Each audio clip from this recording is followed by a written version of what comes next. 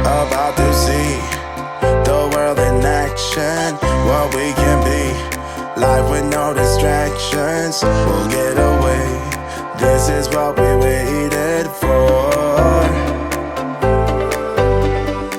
Hello and welcome back to another week of dinner ideas. So this week I decided to do some budget dinner ideas, and basically I took 2 joints of meat, so 1 gammon and 1 like family sized chicken, and decided to see how far I could stretch them between our family of 5. If you follow me regularly, you'll know that there is myself, my husband and our 3 boys.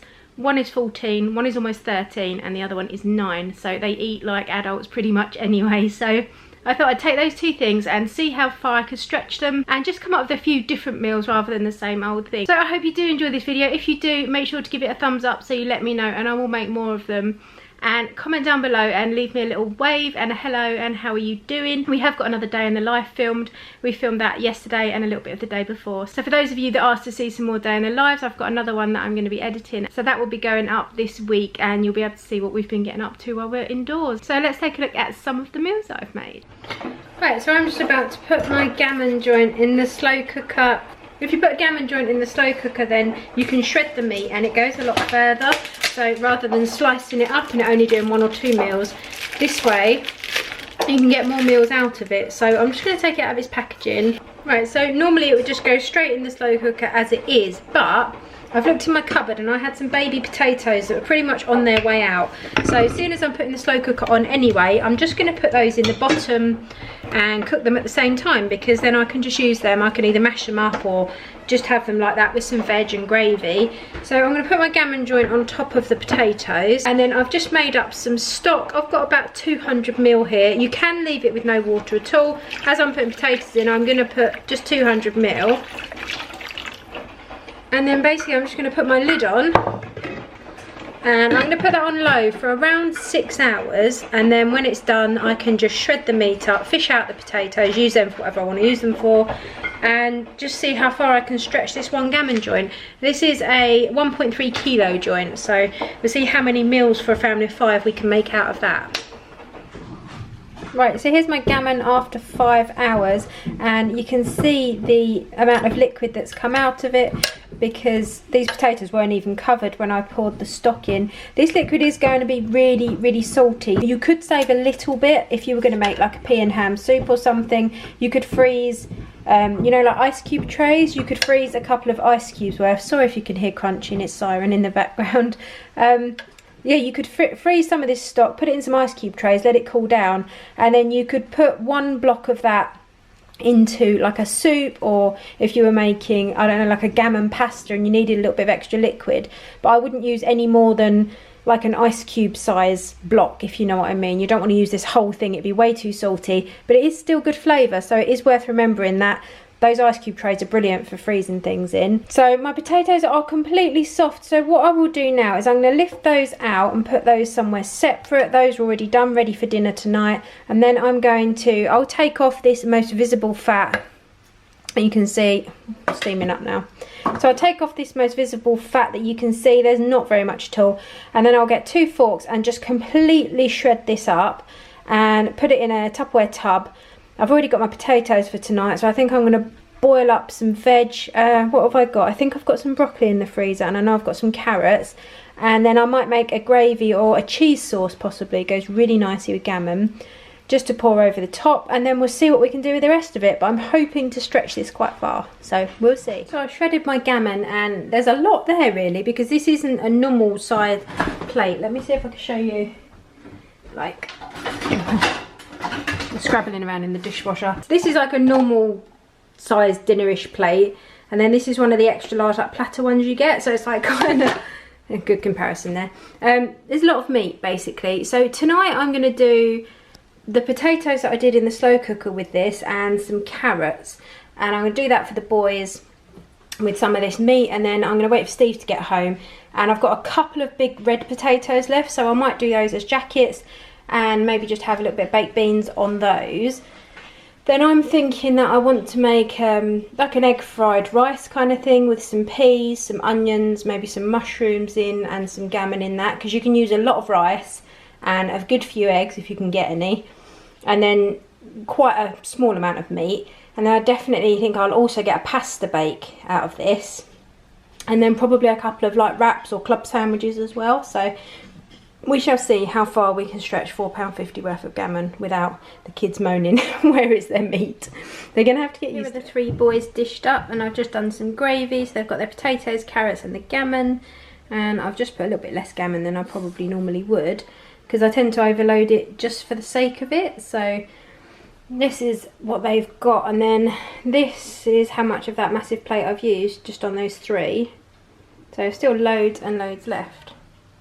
And so Steve and I have had jacket potatoes with ours, and we've got some baked beans and a little bit of gammon on top, and then a few of these little red jalapeno peppers. So this is mine, and this one is Steve's, and then we've got loads of gammon left, and it's just like a little bit on top to flavour it really, but there's still quite a bit on there. So that's what we're having. So for my next meal, I decided to make some gammon and egg fried rice. So I just took some cooked rice and put a little bit of oil in a pan, and then mixed the rice into this, making sure that all the grains are quite coated with the oil. Then I just added some all-purpose seasoning, probably about a tablespoon. It's quite salty, so you don't need salt as well. I also added a big handful of frozen peas, and then I used a little bit of the liquid that I had from cooking the gammon just to flavour the rice a little bit more. And then to this I just added some shredded gammon. I put quite a bit in, but I was a little bit more sparing than maybe I would normally be. And then I just whisked up 5 eggs and poured these over the top. This made absolutely masses. It was really quick and simple, and we had lots of leftovers for lunch the next day.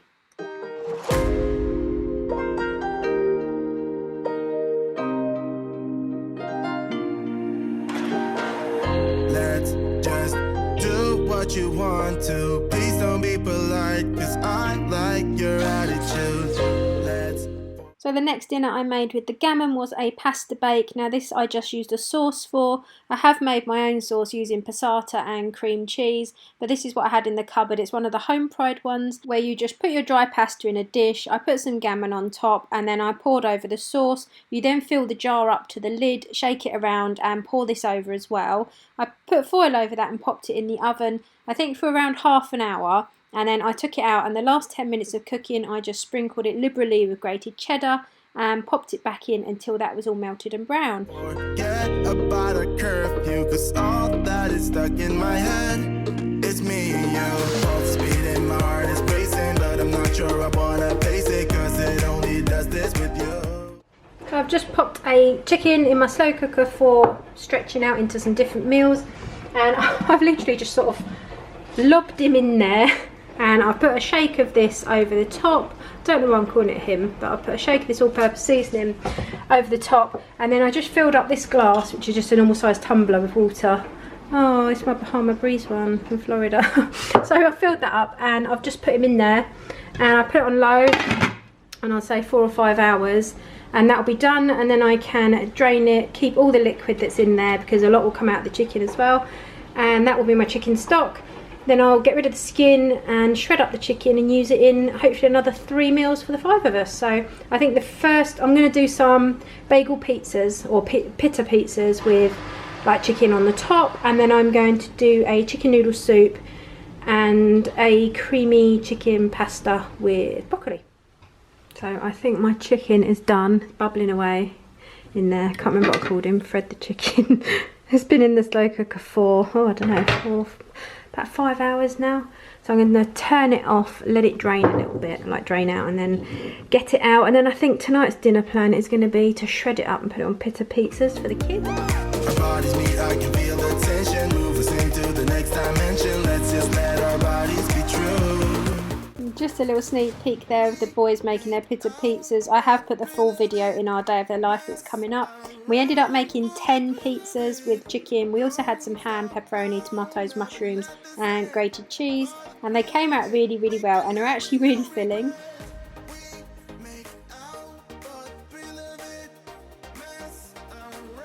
I also used some of the chicken to make some of these lettuce and mayo wraps for lunches. For the next evening I made slow cooker chicken noodle soup, but I used spiral pasta instead of noodles because they're really hard to eat. There is a recipe for this in my slow cooker video, which I'll leave linked down below. And then we've got a garlic and cheese flatbread that I had in the freezer. And there's loads and loads more soup if anyone wants any. So I've dished up the boys and I'm just waiting for our flatbread to finish cooking, and then that's what we've all got for our dinner tonight. So here is mine and Steve's dished up, and I've added the sweet corn, which I forgot when I was dishing up the boys, so I've just put that in as well, because I always forget the sweet corn. And then we've got our garlic and cheese bread chopped up in a little bowl. So I'm just going to put the leftovers into 2 tubs, and then we can have that for lunches during the week, and I'll probably freeze one and put one in the fridge. So to use up the last of my chicken, I'm going to make some twice baked potatoes. So I've just got some frozen broccoli, which I've cooked a little bit in the microwave, and then I'll pop it in my bowl. And this is what I've got left of the chicken, so I'm going to add that in as well. I'm just going to season it with some salt and pepper.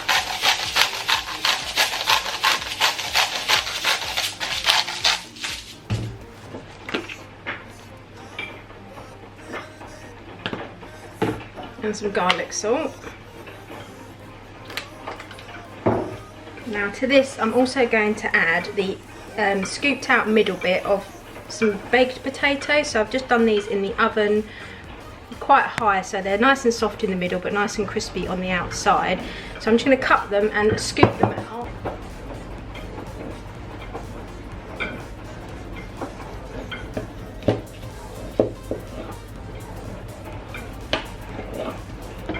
These are still really hot. Could always leave this to cool so you're not burning your fingers like I am. Right, so I'm going to put my skins to one side and do that with the remaining potatoes. Funny how the story goes, little hope but bigger dreams. Right, so I'm just going to add my potato into my chicken and broccoli.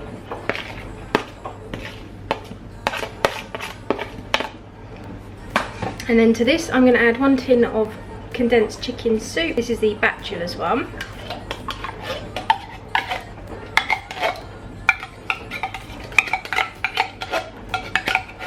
And then I'm just going to mix it all together, and then this is going to go back into the skins, top it with cheese, and then pop them in the oven.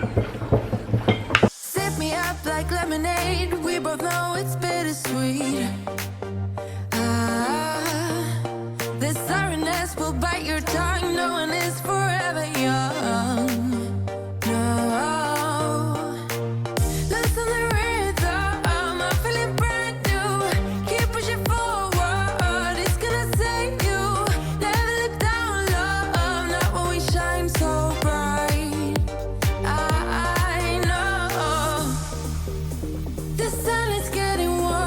Right, so I'm just going to pop these in the oven, and then we are going to serve them with some baked beans.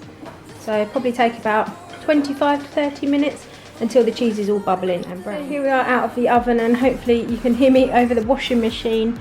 So the cheese has gone nice and brown and they're all boiling hot. So I'll probably do 2 for Steve, 2 for Bailey, 1 for Oscar, and then 1.5 for me and Jake.